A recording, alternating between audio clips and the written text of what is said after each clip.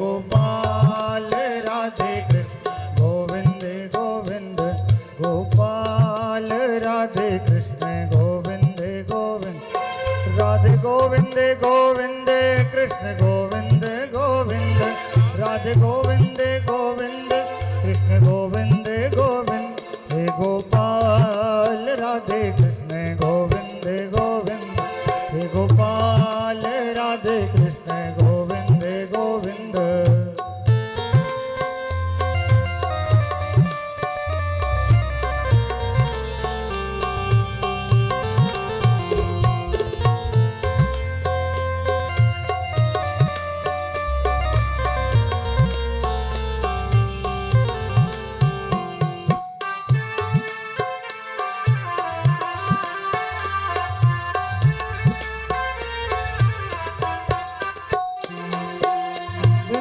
गोविंद कृष्ण गोविंद गोविंद कृष्ण गोविंद गोविंद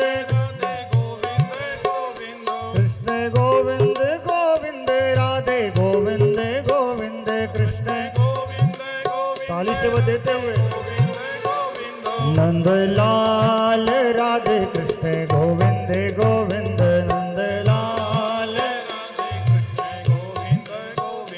हे गोपाल राधे कृष्ण गोविंद गोविंद हे गोपाल राधे कृष्ण गोविंद गोविंद कृष्ण गोविंद गोविंद राधे गोविंद गोविंद कृष्ण गोविंद गोविंद कृष्ण गोविंद गोविंद राधे गोविंद गोविंद कृष्ण गोविंद गोविंद हे गोपाल राधे कृष्ण गोविंद गोविंद हे गोपाल राधे कृष्ण गोविंद गो हे नंदलाल राधे कृष्ण गोविंद गोविंद हे नंदलाल।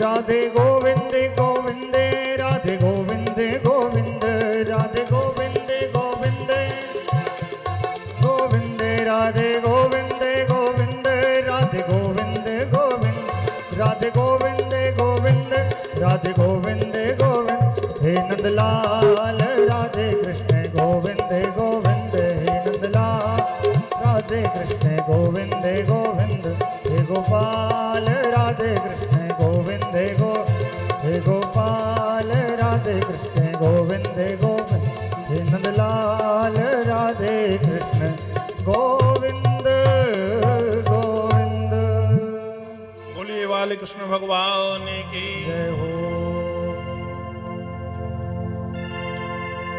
बड़े हर्ष का विषय है कि आदि शक्ति जगदम्बा नर्मदा जी की कृपा से भगवान योगेश्वर श्री कृष्ण भगवान की कृपा से आपके नगर पर श्रीमद् भागवत की उत्तम कथा का आयोजन किया जा रहा है। शास्त्र कहते हैं कि जब जन्म जन्मांतरों के पुण्य उदय होते हैं तब जीवात्मा को भागवत की कथा श्रवण करने का सुअवसर प्राप्त होता है। कहा एक घड़ी आधी में पुनियास तुलसी चर्चा राम की कटही कोटि अपराध। धोखे से भी अनजान पर भी यदि भगवत कथा श्रवण करने मिल गई या चलते फिरते भी भागवत कथा का श्लोक आधे का आधा भी यदि कानों पर पड़ जाए तो यम की त्रासना से मुक्त कर देता है। भागवत कथा का श्लोक यदि कानों में धोखे से भी पड़ जाए तो यम की त्रासना से मुक्त कर देता है। मनुष्य को यमलोक नहीं जाना पड़ता। कहा प्रमाण है। कहा कैसा? कहा एक बहुत घोर पापी था, जीवन पर यजन नहीं किया, कभी यज्ञों पर नहीं गया, जहां भागवत होती वहां गया ही नहीं, ना कभी कथा सुनी, ना कम से कम एक लोटा जल ही भगवान शिव को अर्पण किया, पूरा जीवन ऐसा ही निकाल दिया। ध्यान रखिए, हम और आप जो जीवात्मा हैं, हम लोगों के नाना प्रकार के कार्य रहते हैं, अनेक प्रकार के ग्रह कार्य होते हैं। जिस प्रकार हम अनेक प्रकार के कार्यों को छोड़कर भोजन कर लेते हैं, भोजन करते हैं कि नहीं करते भाई? तो देह तृप्त होती है भोजन से, मन और आत्मा जो है वह तृप्त होगा भगवान नाम से। इसलिए हमें भगवान नाम का संकीर्तन करने के लिए, भगवान का पूजन करने के लिए या फिर भगवान की कथाओं सुनने के लिए भी समय निकालना चाहिए। क्योंकि जो कार्य हैं वह माया रूपी इस प्रकार से गूंथ कर रखती है जीवात्मा को कि समस्त जीवन कब निकल जाता है हाथ से। इसलिए संतों ने कहा कि जिस प्रकार मुट्ठी से रेत फिसलती है, ऐसा दिनों दिन सैन सैन करते हुए जीवात्मा के हाथों से यह समय फिसल जाता है, समय निकल जाता है। कब आप बचपना से जवानी में आ जाते हैं आपको पता नहीं चलता, कब जवानी से बुढ़ापे में चले जाते हैं आपको पता नहीं चलता। इसी प्रकार आपकी आयु समाप्त हो जाएगी। तो कहा कि यह जीवन निकलने से पहले भगवान नाम का स्मरण करना चाहिए, भगवान की कथाओं का मनन कर लेना चाहिए, भगवान भक्ति में थोड़ा बहुत समय अवश्य देना चाहिए। हम जो कार्य हैं वह यदि यह सोचकर टाल दें कि आज नहीं कल कर लेंगे, तो ऐसे में समय निकला जाता है। कहा कि अंतवा गत्वा महाभारत का युद्ध चल रहा था। एक दृष्टांत आता है, एक ब्राह्मण सुबह सुबह उसी युद्ध क्षेत्र पर, पांडव लोग जो थे ना, पांडव लोग रोज सुबह स्नान आदि करने के बाद कुछ ब्राह्मणों को दान देते थे, उनका रोज का नियम था। ऐसे ही नियम कर्ण का था कि कर्ण भी रोज दान करता था। मृत्यु के एक दिन पहले तक या मृत्यु के दिन अंतिम समय तक कर्ण ने दान करके गया है रणभूमि पर। तो ऐसे ही पांडव लोग दान करते थे। युद्ध का अंतिम समय था, एक दो दिन में निर्णय होने वाला था। उस समय सुबह सुबह युधिष्ठिर जो स्नान करके आए और ब्राह्मणों को कुछ दान दिया, और दान देने के बाद वहीं बैठे एक ब्राह्मण आया, उसने अभिष्ट कुछ ऐसा पदार्थ मांगा जो युधिष्ठिर के पास उस समय उपलब्ध नहीं था। अर्थात उपलब्ध नहीं था मतलब वह चीज उस समय नहीं रही होगी युधिष्ठिर के पास। तो युधिष्ठिर ने जो है वह ब्राह्मण को कह दिया कि मैं कल आपको यह प्रदान कर दूंगा, कल आपको यह प्रदान कर दूंगा। तो भीम मुस्कुराने लगे, भीम पास में खड़े थे। भीम ने हंस दिया और हंसने के बाद बाहर गए। और बाहर जाने के बाद जो नगाड़े वाले बैठे थे, जो जब युद्ध में कूच हुआ करते थे पांडव लोग, तो जो दुंदुभी आदि नगाड़े बजते थे वो रणभूमि में जाने के नगाड़े बजते थे। उन नगाड़े वालों से भीम ने कहा कि दुंदुभी मुझे दो, और कहा विजय जब प्राप्त हो जाती है तो जो नगाड़े बजते हैं विजय के, वह नगाड़े आप बजाओ। तो कहा वो नगाड़े अभी कैसे बजाएं महाराज, अभी तो युद्ध चल रहा है, अंतिम छोड़ पर है, युद्ध का निर्णय नहीं हुआ है कि आप जीते हैं या दुर्योधन का पक्ष जीता है, तो विजय के नगाड़े कैसे बजाएं? कहा तनिक देर के लिए बजाओ। तो कहा तनिक देर के लिए बजाएं, कहा बजाओ। तो नगाड़े जो हैं वो विजय के बजने लगे। विजय के नगाड़े भीम ने बजवा दिए और दुंदुभी खुद अपने हाथ से बजाने लगे। युधिष्ठिर बड़े आश्चर्यचकित हुए। कहा सुनो, अपने द्वार में खड़े द्वारपालों से कहा कि ये विजय के नगाड़े कौन बजा रहा है? अभी युद्ध तो चल रहा है, अभी विजय मिलेगी या नहीं मिलेगी इसका कोई निर्णय नहीं है। कहा महाराज क्षमा चाहेंगे, भीम बजवा रहे हैं। कहा भीम को बुलाओ। कहा वह खुद सहनाई बजा रहे हैं। कहा नहीं नहीं, उसे बुला के लाओ। दो द्वारपाल गए, भीम को बुलाकर लाया। कहा भीम ये बताओ कि तुम विजय के नगाड़े क्यों बजवा रहे हो? कहा क्षमा चाहूंगा महाराज, अभी आपने कहा ना उस ब्राह्मण को कि अविष्ट पदार्थ जो देना है वह मैं कल दे दूंगा। कहा कहा तो कहा महाराज आप धर्मनिष्ठ हैं, आप धर्म की मूर्ति हैं, मुझे लगा कि आपको यह पता चल गया होगा कि कल आप युद्ध में विजय श्री प्राप्त कर लेंगे। कहा यह कैसे आपको लगा? कहा इसलिए तो तुमने कहा कि ब्राह्मण से कि मैं कल कर दूंगा यह चीज आपको दान। कहा महाराज युद्ध चल रहा है, आप सब कुछ जानते हैं, एक पल का यहां पर विश्वास नहीं है, कब कौन सा तीर शत्रु का निकलेगा और हमारी छाती को भेदते हुए प्राणों को ले लेगा। और आप उसको कल का वचन दे रहे हो।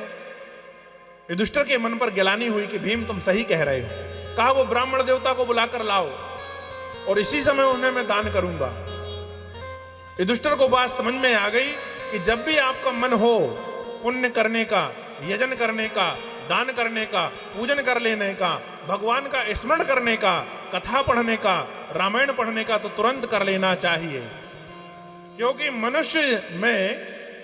यह मनुष्य जन्म में तो इस बात का भी पता नहीं है कि अगली सांस जो आएगी वह अंदर प्रवेश करेगी या नहीं करेगी, या अंदर से जो सांस गई है अंदर वह बाहर आएगी या नहीं आएगी। इसलिए जब भी मौका मिले भगवत रस स्वादन कर लेना चाहिए, भगवान का नाम जप कर लेना चाहिए और जो कुछ बने दान पुण्य कर लेना चाहिए।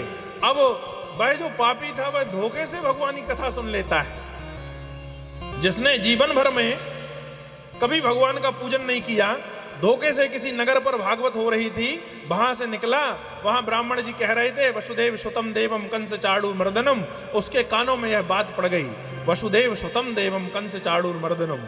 उसने मन में कानों के माध्यम से यह बात चली गई। आधा श्लोक उसने भगवान के नाम का सुन लिया। मरने उपरांत जब उसे यम के दूत लेने आए और यम के दूत उसे बांधकर जब यमपुरी ले गए, तो यमपुरी में चित्रगुप्त ने जो है लेखा जोखा देखने के लिए पन्ना पलटाया। चित्रगुप्त ने जीवन में उसके जो है पूरे में जन्म से लेकर और मृत्यु तक सारे पन्ने पलटा डाले। यमराज ने कहा क्या हुआ? कहा महाराज इससे बड़ा पापी और अधमी आज तक मैंने नहीं देखा। इसने धोखे से भी एक बार भगवान का नाम नहीं लिया है, धोखे से भी।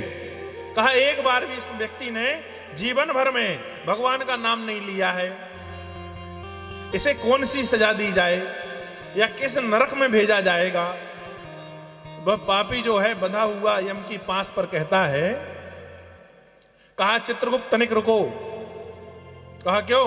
कहा मैं एक बार तिनसी ग्राम गया था, वहां भगवान की कथा हो रही थी, तो मैंने आधा श्लोक जो है वह सुन लिया है। कहा क्या सुना था? कहा यही सुना था वसुदेव सुतम देवम कंस चाड़ूर मर्दनम। कहा मुझे याद है मैंने भगवान का आधा श्लोक सुना था। तो कहा आधा श्लोक सुन लिया था? बोले हाँ। बोले अब बताओ इसमें का फल क्या होगा? चित्रगुप्त जी ने यमराज से पूछा कि महाराज इसने धोखे से ना चाहते हुए भी, इसका मन तो नहीं था, पर अनलगर मन से बिना मन के रास्ते पे चलते हुए आधा श्लोक भगवान नाम का सुन लिया है। इसकी कथनी है, अब इसको क्या फल प्राप्त होगा? यमराज भी सोचने लगे। देखो भैया भगवान का नाम जान कर लो या अनजान कर लो, वह आपका भला ही करेगा। कहा कैसे? कहा आप सभी लोग किसान हो, भाई सब लोग किसान हो ना, आवाज आप तक पहुंच रही है? आवाज आप तक पहुंचे तो मुंडी हिला दिया करो, भाई हमें भी समझ आवाज जा रही है ना? तो आप सब लोग किसान हो और जब आप बुवाई करते हो, फसल बोते हो, तो बीज चाहे उल्टा पड़े या सीधा पड़े खेत पर, उगता है कि नहीं उगता? ऐसा तो नहीं कि गेहूं जो है वह जब मुख ऊपर रहेगा तभी उगेगी, ठीक है? ऐसा तो नहीं है ना, उल्टा पड़े बीज या सीधा पड़े उग जाता है। उसी प्रकार भगवान का नाम जान कर लो या अनजान करके लो, अनजाने पर भी यदि भगवान का नाम ले लोगे तो वह जो है आपको मुक्त कर देगा, उसका फल आपको प्राप्त होगा। कैसे समझे? जैसे ये कि तार है, इसमें विद्युत प्रवाह हो रहा है, इसमें लाइट आ रही है जा रही है। अब इसमें लाइट है, यदि विद्युत प्रवाह है और इसको आप पकड़ लेंगे तो करंट लगेगा कि नहीं लगेगा? आप कहो कि नहीं हमने तो अनजान में पकड़ा है, तो लाइट ये थोड़ी ना मानेगी कि आपने अनजान में पकड़ा है, वह तो करंट लगेगा ही लगेगा। इसी प्रकार भगवान का नाम है, भगवान की कथा है, भगवान का पूजन है। आप जान कर करो, अनजान करके करो या बिना मन के भी कर दो, बिना मन के भी कर दोगे तो वह काम करेगा ही करेगा। उस पापी ने कहा यमराज से कि महाराज मैंने आधा श्लोक जो है वो सुना है। अब चित्रगुप्त के साथ यमराज जो है दोनों विचार करने लगे। इसने पूरे जीवन पर आधा श्लोक भगवत नाम का सुना है, भगवत का आधा श्लोक इसने श्रवण किया है, इसका फल क्या देना चाहिए? यमराज ने सारे शास्त्र पलटाए। यमराज की किताबों में कहीं लिखा नहीं पाया गया कि इसको क्या फल प्रदान करना चाहिए। यमराज ने कहा कि महाराज मुझे तो ज्ञात नहीं है, तो कहा क्या करना चाहिए। तो चित्रगुप्त से कहा कि इसको लेकर चलते हैं, ब्रह्मा जी से पूछेंगे। कहा ठीक है, ब्रह्मा जी के पास चलते हैं। तो इसको ले कैसे जाएं। तो कहा चलो एक पैर इसका आप पकड़ो, एक पैर हम पकड़ते हैं। तो एक पैर यमराज ने पकड़ा और एक पैर चित्रगुप्त ने पकड़ा और उसको कंधे में बिठाला और ले गए ब्रह्मा जी के पास। और ब्रह्मा जी के पास गए तो ब्रह्मा जी जो है वह ब्रह्मलोक में कमल की आसन पर बैठे थे। उन्होंने देखा कि बहुत बड़ा कोई भक्त आया होगा, जिसको यमराज स्वयं जो है वह कंधे पर बिठाल कर ला रहा है। तो ब्रह्मा जी भी दौड़े आए और आकर सहारा दे दिया उसको और पकड़ लिया उसको और ले गए ब्रह्मलोक में बिठाला। कहा यमराज जी बताओ इसको कैसे लेकर आए हो। कहा महाराज ये महापापी है।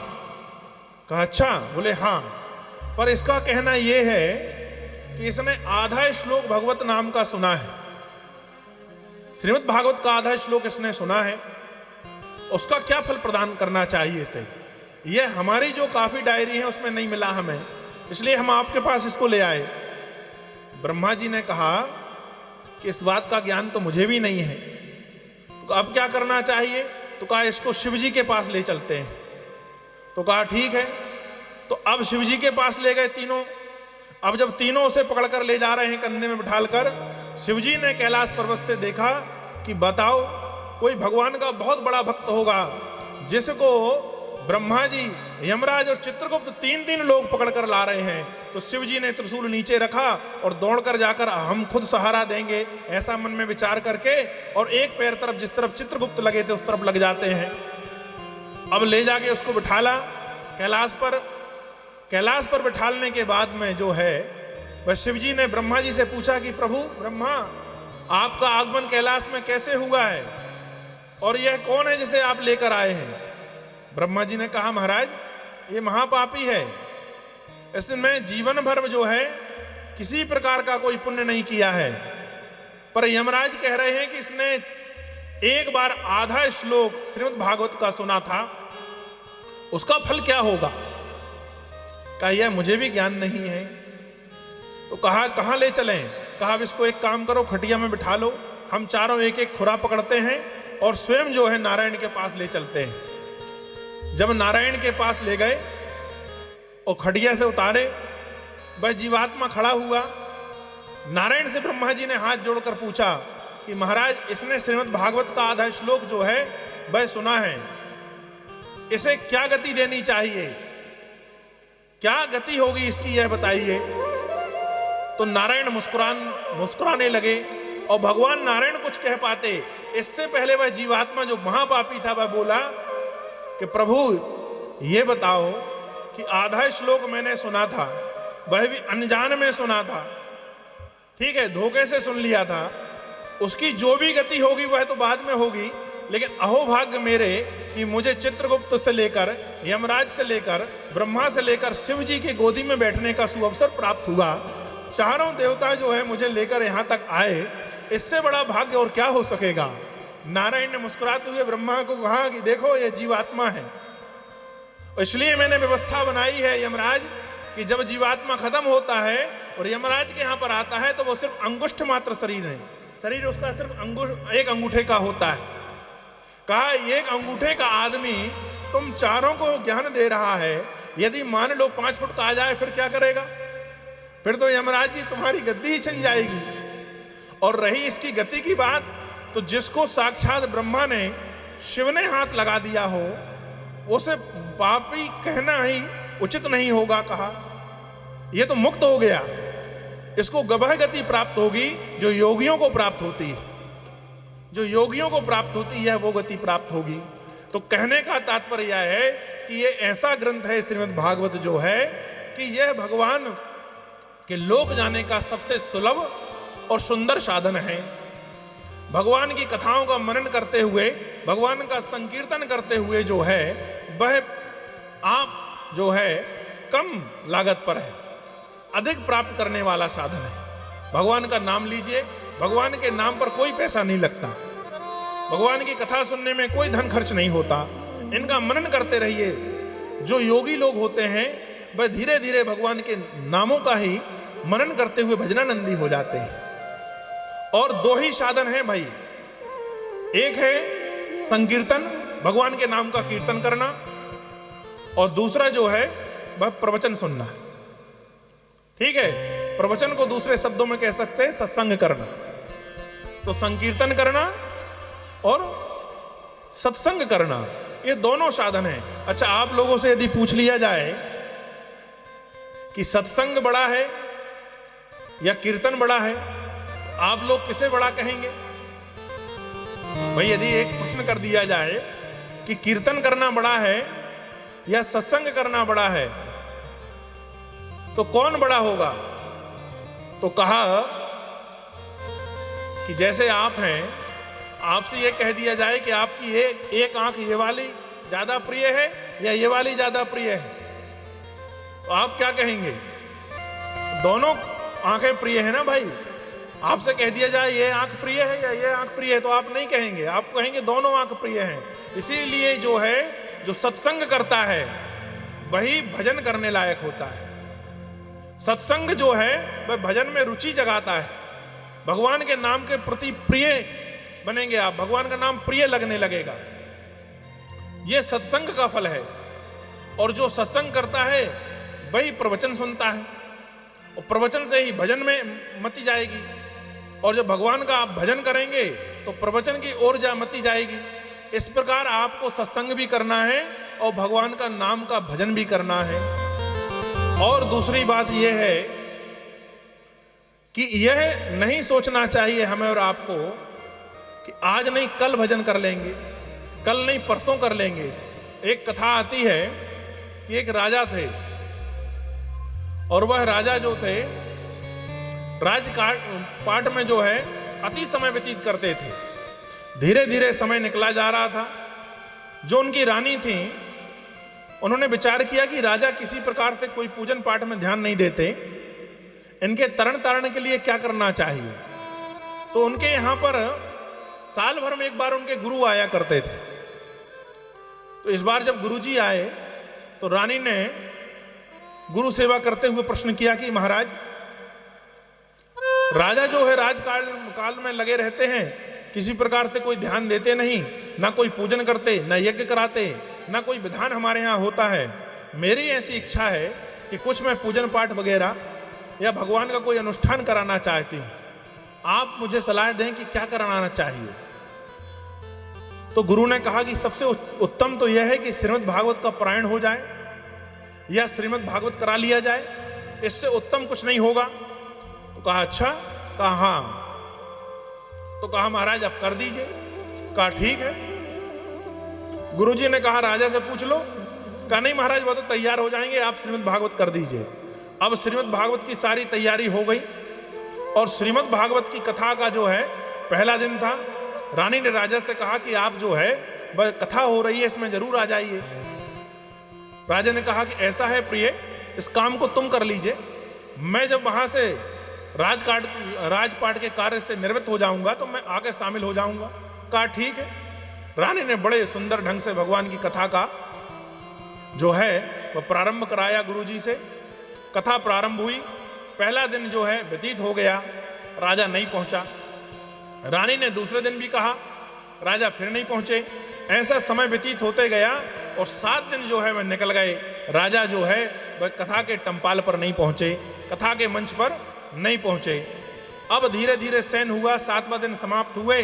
8वें दिन जो है वह भंडारा आदि से निवृत्त होने के बाद गुरु जी की दक्षिणा हुई, गुरु अपने घर को चले गए। यहां पर समय बीतता गया। कुछ सालों के बाद राजा को लकवा लग गया महाराज। अब राजा जो है वह पलंग पर पड़े हुए हैं, मुंह टेढ़ा हो गया है, जीभ बाहर निकल गई है, एक हाथ और पैर काम ही नहीं करता है। कुछ सालों के बाद गुरुजी फिर आए। रानी ने यथोचित जो है सत्कार किया। कहा महाराज कहाँ गए?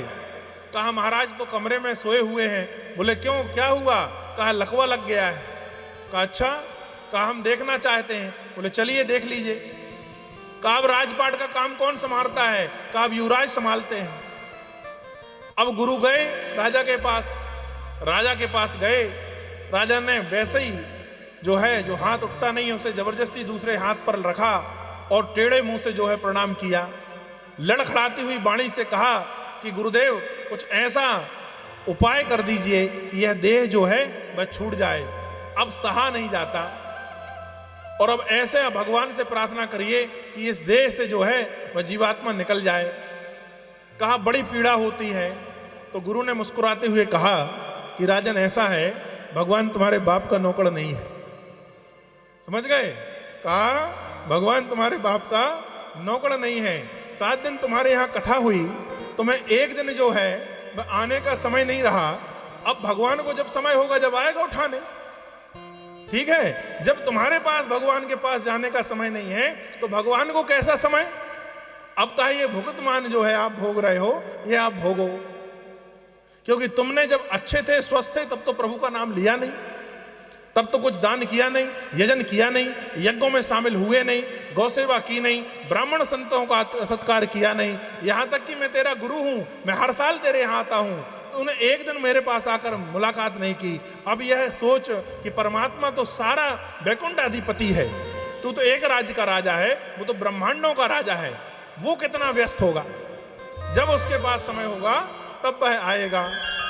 बोलिए वृंदावन बिहारी लाल की जय। इसलिए जो है हमें यह विचार करना चाहिए कि भैया यह संसार रूपी सागर पर यह जब मनुष्य तन मिला है तो सैन जो है हमारी उम्र बीत रही है, और उम्र बीतने के पहले एक घड़ी आधी में पुनियास, हमारा जितना समय हो भगवान का संकीर्तन करने पर, भगवान की कथाओं को सुनने पर, स्मरण करने पर भगवान की याद बनी रहे। तो यह देह जो है, ये मनुष्य तन मिला है, यह 84 लाख योनियों को भोगने के बाद प्राप्त हुआ है। इसका एक ही उद्देश्य होना चाहिए, भगवत कृपा और भगवत की प्राप्ति। इन्हीं दोनों में यह शरीर को लगा देना चाहिए। आइए कथा की ओर प्रवेश करते हैं। अब भगवान श्रीमद् भागवत की कथा जो है, वह जो भागवत है क्या, इस बात को थोड़ा समझ लेते हैं। जो भागवत है ना, वह भगवान की जो है बाड्यमय प्रतिमा है। वह शब्दों की जो प्रतिमा होगी या शब्दों में जो भगवान वास करेंगे वही श्रीमद् भागवत है। भागवत को पोथी नहीं समझना चाहिए। भागवत जो है वह साक्षात ही नारायण है। कहा कैसे? कहा जब नारायण श्लोक से जाने लगे, जब भगवान के पैरों पर भेलिए ने बाण का प्रहार कर दिया और श्री कृष्ण जो है गोलोक निवासी होने लगे, गोलोक को जाने लगे, तब उद्धव जी वहां पर आ गए और उद्धव जी बड़े विलाप करने लगे। और जब उद्धव जी विलाप करने लगे तो श्रीमद् भागवत जो है स्वयं नारायण ने, स्वयं कृष्ण ने जो है अपने हाथों पर प्रकट करके और कहा उद्धव जी से कि मैं इसमें वास करूंगा, इसके हर शब्दों को तुम स्वयं साक्षात मुझे समझना। यह कहकर श्री कृष्ण ने स्वयं जो है उद्धव जी को भागवत पकड़ाई। तो यह कभी नहीं समझना चाहिए कि श्रीमद् भागवत जो है वह शब्द है या कथा है। यह समझना चाहिए कि हम स्वयं साक्षात नारायण है। श्रीमद् भागवत जो है निशांत ग्रंथ है भगवान का, और यह ग्रंथ जो है वह समस्त और वेदों का उपनिषदों का सार है। का सारे वेदों का, जैसे वेदों को मान लीजिए कि आम का वृक्ष है और वृक्ष में जड़ों से ज्यादा जो है तना से ज्यादा जो है शाखाएं, शाखाओं से ज्यादा जो रस है पत्तों पर, और पत्तों से ज्यादा रस फूल पर, और फूल के बाद सबसे ज्यादा रस जो है फर पर आता है। तो जो श्रीमद् भागवत है ना, वह तो ऐसा आम का पका पकाया फल है जिसमें गुठली भी नहीं है, सिर्फ रस ही रस है, यह समझना चाहिए। और ये काय का रस है? तो कहा वेदों का रस है, वेदों का सार है, समस्त ग्रंथों का जो सार है वह श्रीमद् भागवत है। इसलिए इसे जो है तिलक किया गया है। इसलिए सारे पुराणों में जो है वो सीधे सीधे नाम ले दिया गया, पर इसे कहा गया श्रीमद्। जो श्री शब्द जो लगाया गया है वह इसका तिलक है, समझना चाहिए भागवत का। तो भागवत जो है वह तिलक है। भागवत जो है ज्ञान, वैराग और भक्ति तीनों को देने वाला है। सारे ग्रंथ किसी एक को देने वाले हो सकते हैं, या तो ज्ञान देंगे या वैराग्य देंगे या भक्ति देंगे, पर जो श्रीमद् भागवत है वह ज्ञान और वैराग्य तीन और भक्ति तीनों को देगा। भगवान का के प्रति विशुद्ध प्रेम ही श्रीमद् भागवत है। भगवान के प्रति विशुद्ध प्रेम ही श्रीमद् भागवत है। कहा यह कथा कहाँ हो रही है? तो कथा 4 प्रकार से हुई इसकी। कहा श्रीमद् भागवत का जो प्रारंभ है वह 4 जगहों पर हुआ। कहा कैसे? कहा सूत जी ने जो है वह सौनक आदि 88,000 ऋषियों को सुनाया। पहली कथा, बात समझ में आ रही? पहली कथा जो श्रीमद् भागवत की किसने सुनाई? तो कहा सूत जी ने जो है सौनक आदि 88,000 ऋषियों को सुनाई। कहा? नैमिषारण्य क्षेत्र पर। कहा इस समय सबसे पवित्र स्थल यदि पूरे धरातल पर कोई है, पूरी पृथ्वी पर कोई है, तो कहा नैमिषारण्य है। नैमिषारण्य क्षेत्र क्यों इतना पवित्र है? कहा 88,000 ऋषि वहां पर निरंतर तपस्या करते रहते हैं। कहा वहां पर निरंतर तपस्या करते रहते हैं। अधिकतम सत्संग जो है, संतों के बीच वार्ता जो हुई है, वह सारे ग्रंथों में आप देखेंगे तो वह 88,000 ऋषियों ने यदि कोई प्रश्न किया है या सारत तत्व उनको प्राप्त हुआ है या कथा का कुछ सार उन्हें प्राप्त हुआ है, तो कहां प्राप्त हुआ? नैमिषारण्य पर। इसलिए इस धरातल का सबसे पवित्र स्थान जो है वह नैमिषारण्य है। और नैमिषारण्य में कथा कौन कह रहा है? कहा वहां पर सूत जी कथा कह रहे हैं। और श्रोता कौन है? कहा श्रोता जो है वह 88,000 ऋषि हैं। 88,000 ऋषि हैं। दूसरी कथा सुखदेव महाराज जी ने परीक्षित से कही। सुखदेव महाराज जी ने परीक्षित से कहा। तो ये समझ लीजिए कि यदि भगवत की कथा एक गंगा है तो उसके प्रमुख 4 घाट हैं। भगवान की कथा यदि गंगा है तो उसके प्रमुख 4 घाट हैं। एक घाट जो है वो सुख आचार्य के साथ परीक्षित बैठे हुए हैं, और एक घाट में समझ लीजिए कि सूत जी के साथ सौनक आदि 88,000 ऋषि बैठे हुए हैं। और कहा तीसरे में कहा सनकादिक ऋषि जो है वह नारद को सुना रहे हैं। तीसरी किसने कहा? सनकादिक ऋषियों ने नारद को कहा। और कहा चौथा गोकर्ण ने ग्रामवासियों के साथ मिलकर धुंधकारी को सुनाया। ठीक है। अब जो सुखदेव जी जो है वह जो कथा कह रहे हैं परीक्षित को, वे घाट में कौन से बैठे हैं? तो कहा ज्ञान रूपी घाट में बैठे हैं। ज्ञान रूपी घाट। कहा क्यों? कहा यह परमहंस संहिता है साहब। कहा यह परमहंस संहिता है, परमहंसों की संहिता है।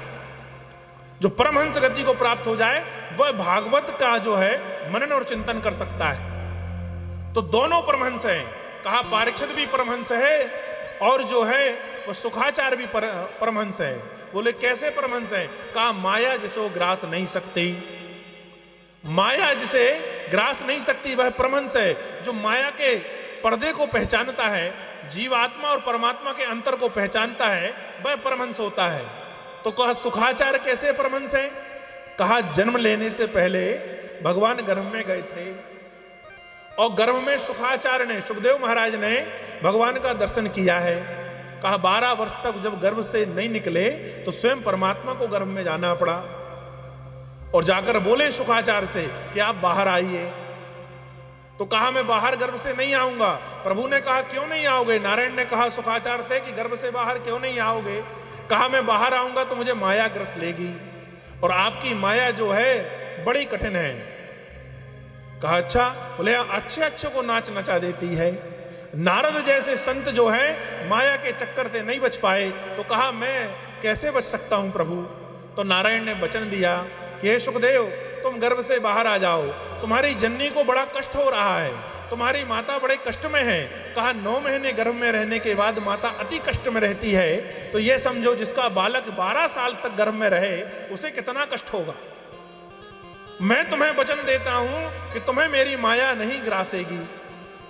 भगवान नारायण का वचन है कि मैं तुम्हें वचन देता हूं तुम्हें माया नहीं ग्रासेगी।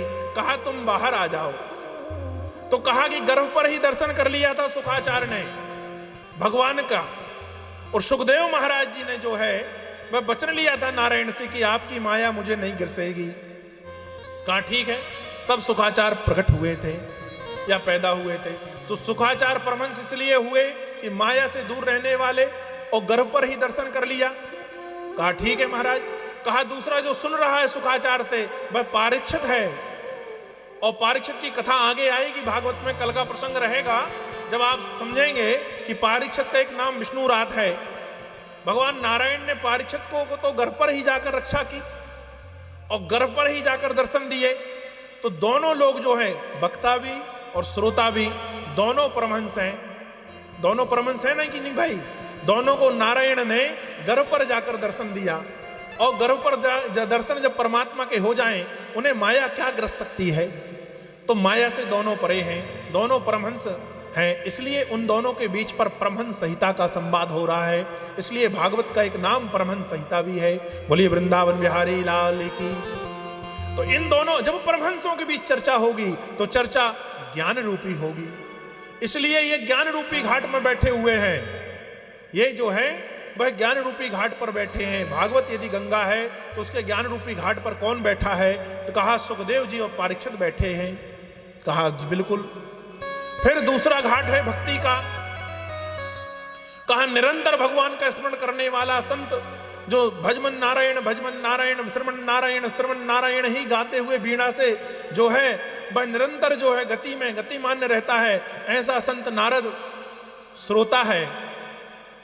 और एक क्षण में संपूर्ण ब्रह्मांड को जो घूम लेते हैं, सनकादिक ऐसे संत जो हैं वह वक्ता है।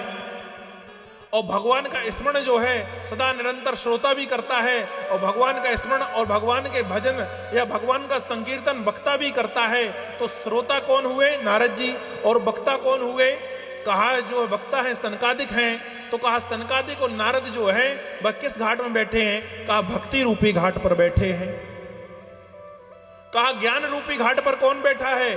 कहा ज्ञान रूपी घाट पर जो है वह जो है नारद बैठे हैं सुखाचार के साथ। भक्ति रूपी घाट पर जो है वह बैठा हुआ है कौन? कहा सनकादिक बोल रहे हैं और नारद जी सुन रहे हैं। अब तीसरा घाट जो है वह आता है वैराग्य का। और कहा वैराग्य जो है वह है सूत जी के पास में। और वैराग्य के घाट पर सूत जी जो बोल रहे हैं वह 88,000 ऋषि जो हैं वो वैरागी हो चुके हैं और वैराग्य ले लिया है। और वैराग्य लेने के बाद सूत जी बोलते हैं, और वैराग्य ग्रहण करने के बाद 88,000 ऋषि जो हैं वह भगवत की कथा सुन रहे हैं। इसलिए वैराग्य के घाट पर जो है वह यह सूत जी महाराज वक्ता हैं, और 88,000 ऋषि जो हैं वह श्रोता हैं। और कहा चौथा घाट किसका है? कहा श्रद्धा का है। ठीक है, तो श्रद्धा रूपी घाट पर कौन बैठा है?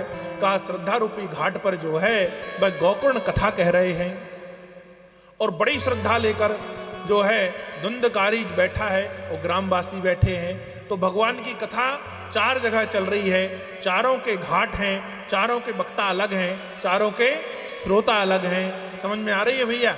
बोलिए जय श्री कृष्णा। तो इस प्रकार यह है कथा का। अब परिचय दिया कि कथा जो करता है वह कौन है। कहा महाराज सबसे पहला जो वक्ता है वह सूत जी महाराज है। और ये सूत जी कौन है? कहा लोमहर्षण ऋषि जो हैं आचार्य वेदव्यास के शिष्य थे। आचार्य वेदव्यास के शिष्य थे लोमहर्षण जी महाराज। लोमहर्षण महाराज जी जो थे वह कथा कह रहे थे। द्वापर का अंतिम छोर चल रहा था, और उसी जगह कथा पर जो है बलदाऊ जी आ जाते हैं। अब कथा कहने वाला व्यक्ति जो है वह उठकर प्रणाम करे किसी को, तो कथा में जो है विघ्न पड़ता है। यह मन पर सोचकर जो है लोमहर्षण जी नहीं उठे, और जब लोमहर्षण जी नहीं उठे तो बलदाऊ जी को थोड़ा अलग आभास हुआ।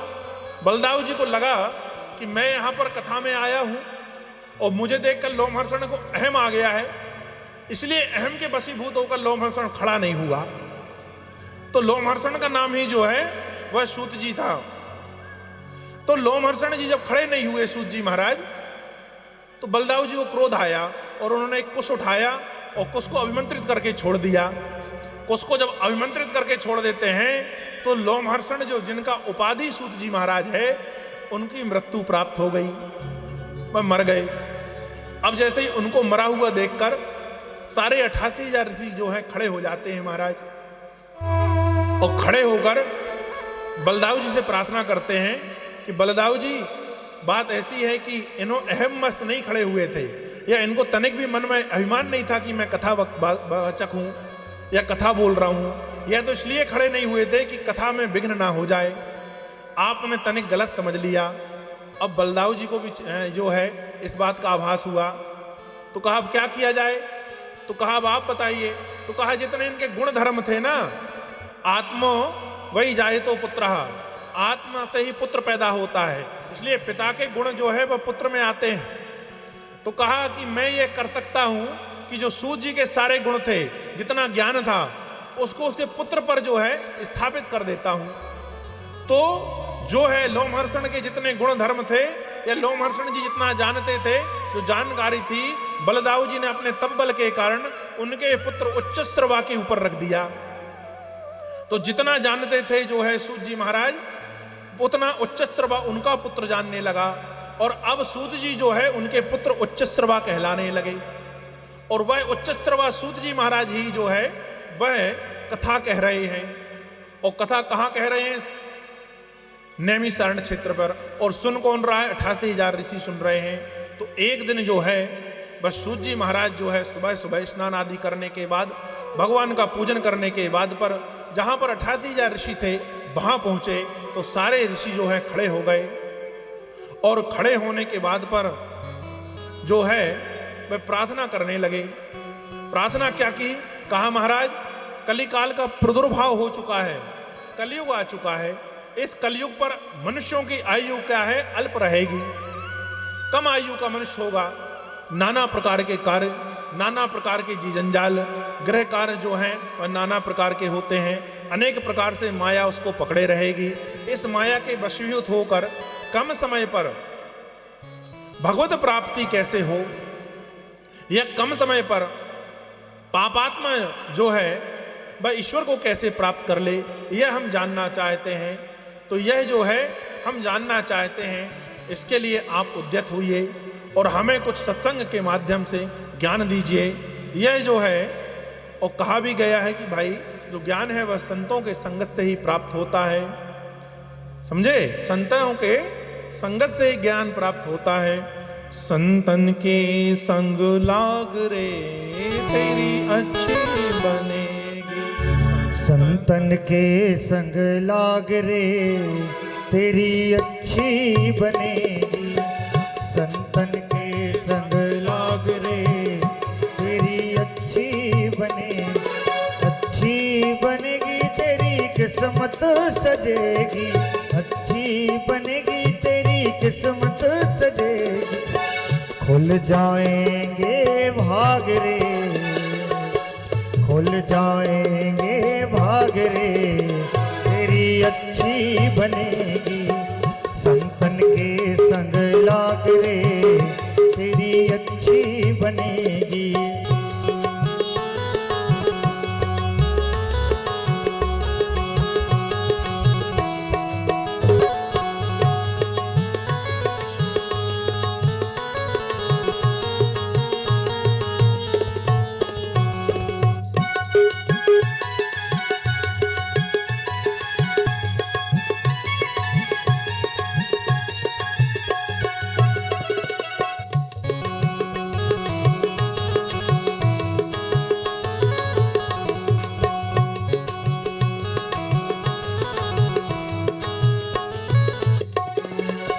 हंसन की गति हंस ही जाने, हंसन की गति हंस ही जाने, हंसन की गति हंस ही जाने।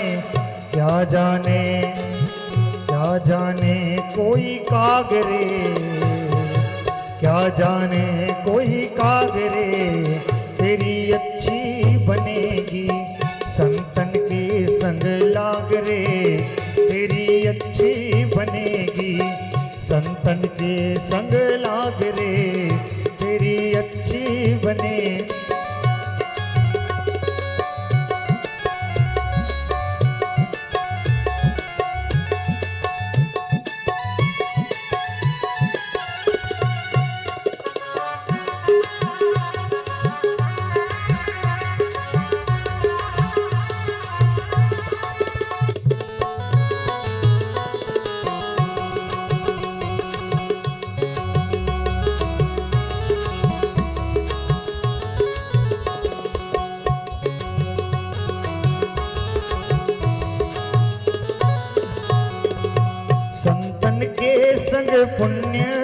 कमाई, संतन के संग पुण्य कमाई, संतन के संग पुण्य कमाई।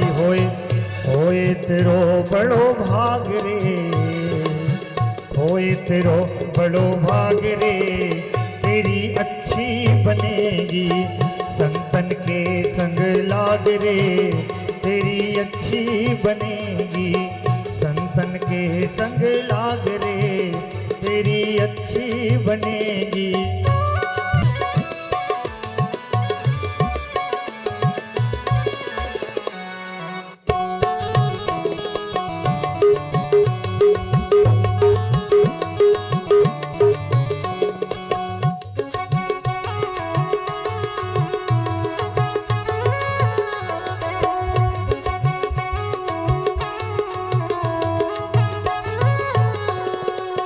ध्रुव की बन गई प्रहलाद जी की बन गई, ध्रुव जी की बन गई प्रहलाद जी की बन गई, ध्रुव जी की बन गई प्रहलाद जी की बन गई, ध्रुव जी की बन गई प्रहलाद जी की बन गई।